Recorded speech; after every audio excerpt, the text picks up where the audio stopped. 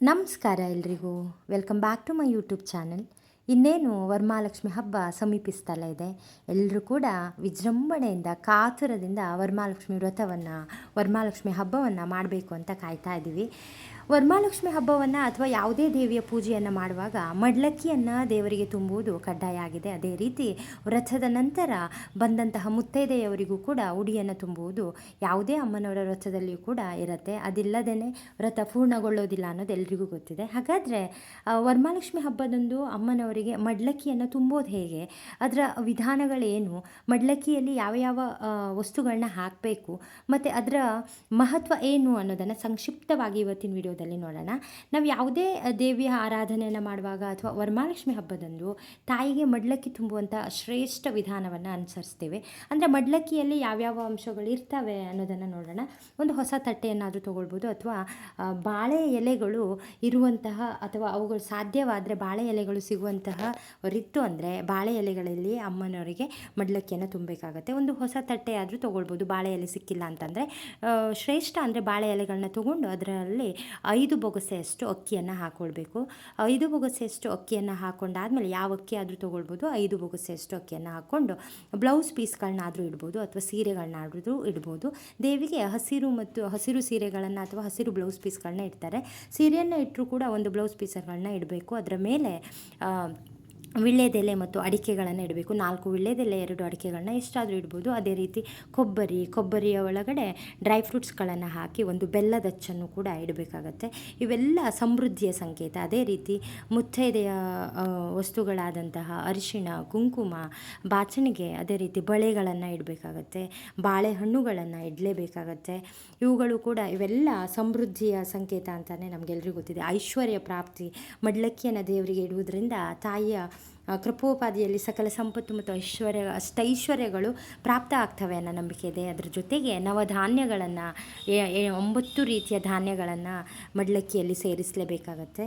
ಅದೇ ರೀತಿ ಇವೆಲ್ಲ ಇಷ್ಟಾರ್ಥ ಮತ್ತು ಸಿದ್ಧಿಗೋಸ್ಕರ, ನಮ್ಮ ಒಂದು ನಾವೇನು ವರವನ್ನು ಬೇಡಿ ಇಡ್ತೀವಲ್ಲ ಅದೆಲ್ಲ ಸಿದ್ಧಿಗೋಸ್ಕರ ಮನಸ್ಸಿನಲ್ಲಿ ಅಂದುಕೊಂಡಂತಹ ಸಂಕಲ್ಪಗಳಿರ್ಬೋದು, ನಮ್ಮ ಬೇಡಿಕೆಗಳಿರ್ಬೋದು, ಅಂದರೆ ಕೆಲವೊಂದು ಹರಕೆಗಳನ್ನ ಮಾಡ್ಕೊಂಡಿರ್ತೀವಿ, ಅವೆಲ್ಲ ನೆರವೇರುತ್ತೆ ಅನ್ನೋ ಒಂದು ನಂಬಿಕೆ ಇದೆ. ಅದ್ರ ಜೊತೆಗೆ ಒಂದು ಜುಟ್ಟದ ಕಾಯಿಗಳನ್ನು ಕೂಡ ಇಡಬೇಕಾಗತ್ತೆ.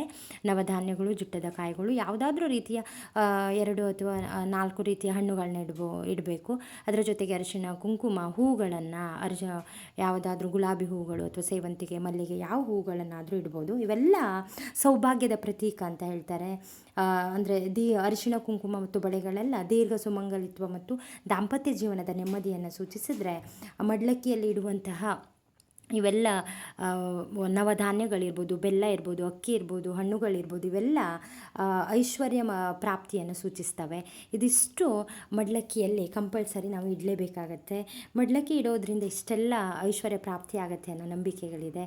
ಅರಿಶಿಣ, ಕುಂಕುಮ, ಬಳೆಗಳು, ಎಲೆ ಅಡಿಕೆ, ಫಲಾಹಾರಗಳು, ಇನ್ನುಳಿದ 5 ಬಗೆಯ ಹಣ್ಣುಗಳನ್ನೆಲ್ಲ ಜೋಡಿಸಿ, ಇಷ್ಟೆಲ್ಲ ತಟ್ಟೆಯನ್ನು ಜೋಡಿಸಿ ದೇವಿಯ ಮುಂದೆ ನಾವು ಪೂಜಿಸಿ ಇಡಬೇಕಾಗತ್ತೆ. ಮಡ್ಲಕ್ಕಿಯನ್ನು ಎಷ್ಟು ಸಮರ್ಪಿಸಿದರೆ ಪೂಜೆ ಫಲ ಸಿಗತ್ತೆ ಅನ್ನೋ ಒಂದು ನಂಬಿಕೆ ಕೂಡ ಇದೆ. ಅದೇ ರೀತಿ ಪೂಜೆ ಆದ ನಂತರ ಪೂಜೆಗೆ ಕರೆದಂತಹ ಮುತ್ತೈದೆಯವರಿಗೂ ಕೂಡ ಬಾಗಿನಗಳನ್ನ ನೀಡಬೇಕಾಗತ್ತೆ.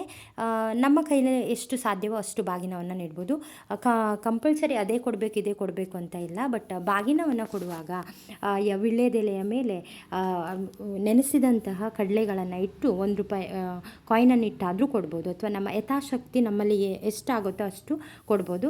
ಒಂದು ಸಿಂಪಲ್ಲಾಗಿ ಬಾಳೆ ಎಲೆಯನ್ನು ತೊಗೊಂಡು ಅಥವಾ ಒಂದು ಪ್ಲೇಟನ್ನು ತೊಗೊಂಡು ಅದರಲ್ಲಿ ಅಕ್ಕಿಯನ್ನು ಹರಡಿ ಒಂದು ಬ್ಲೌಸ್ ಪೀಸನ್ನು ಇಟ್ಟು, ಎಲೆ ಅಡಿಕೆ, ಸಮೃದ್ಧಿಯ ಪ್ರತೀಕವಾದಂತಹ ಈ ಧಾನ್ಯಗಳಿರ್ಬೋದು, ಕೊಬ್ಬರಿಗಳಿರ್ಬೋದು, ಬೆಲ್ಲಗಳಿರ್ಬೋದು, ಅದೇ ರೀತಿ ಮುತ್ತೈದೆಯ ಸಂಕೇತಗಳಾದಂತಹ ಅರಿಶಿಣ, ಕುಂಕುಮ, ಬಳೆ, ಬ್ಲೌಸ್ ಪೀಸ್ಗಳು, ಇವುಗಳನ್ನೆಲ್ಲ ಇಟ್ಟು ಸಿಂಪಲ್ಲಾಗಿ ಬಂದಂತಹ ಎಲ್ಲ ಮುತ್ತೈದೆಯವರಿಗೆ ಮಿನಿಮಮ್ 5 ಜನ ಮುತ್ತೈದೆಯವರಿಗೆ ಇದಿಷ್ಟು ನೀಡಲೇಬೇಕು.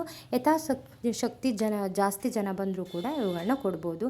ಯಾವಾಗಲೂ ಕೂಡ ದೇವಿಯ ಹೆಸರಲ್ಲಿ ಕೊಟ್ಟಿರೋದು ನಮಗೆ ಸದಾ ಅದು ವಾಪಸ್ ಬಂದೇ ಬರುತ್ತೆ. ಈ ರೀತಿ ನಾವು ಸಿಂಪಲ್ಲಾಗಿ ವರಮಹಾಲಕ್ಷ್ಮಿ ಹಬ್ಬದಂದು ಮಡಿಲಕ್ಕಿಗಳನ್ನು ತಯಾರು ಮಾಡಿ ದೇವರ ಮುಂದೆ ಕೂಡ ಮಡಿಲಕ್ಕಿಯನ್ನು ಇಡ್ಬೋದು. ಅದೇ ರೀತಿ ಬಂದಂತಹ ಮುತ್ತೈದೆಯವರಿಗೂ ಕೂಡ ಸಿಂಪಲ್ಲಾಗಿ ಇಷ್ಟು ಉಡಿಯನ್ನು ತುಂಬಿ ಅವರ ಆಶೀರ್ವಾದವನ್ನು ಪಡೆದುಕೊಂಡ್ರೆ ಖಂಡಿತ ವರಮಹಾಲಕ್ಷ್ಮಿ ವರವನ್ನು ನೀಡ್ತಾಳೆ. ಅದರ ಫಲ ಅಂತೂ ಸದಾ ನಮಗೆ ಸಿಗುತ್ತೆ. ಪ್ರತಿಫಲಾಪೇಕ್ಷೆ ಇಲ್ಲದೆ ಪೂಜೆಯನ್ನು ಮಾಡಿದರೆ ಖಂಡಿತ ದೇವರು ನಮಗೆ ಒಳ್ಳೇದು ಮಾಡ್ತಾಳೆ ಅಂತ ಹೇಳ್ತಾ ವಿಡಿಯೋನ ಮುಗಿಸ್ತಾ ಇದ್ದೀನಿ. ವಿಡಿಯೋ ಇಷ್ಟ ಆದರೆ ಲೈಕ್ ಮಾಡಿ, ಶೇರ್ ಮಾಡಿ, ಕಮೆಂಟ್ ಮಾಡಿ. ನೆಕ್ಸ್ಟ್ ವಿಡಿಯೋದಲ್ಲಿ ಸಿಗೋಣ.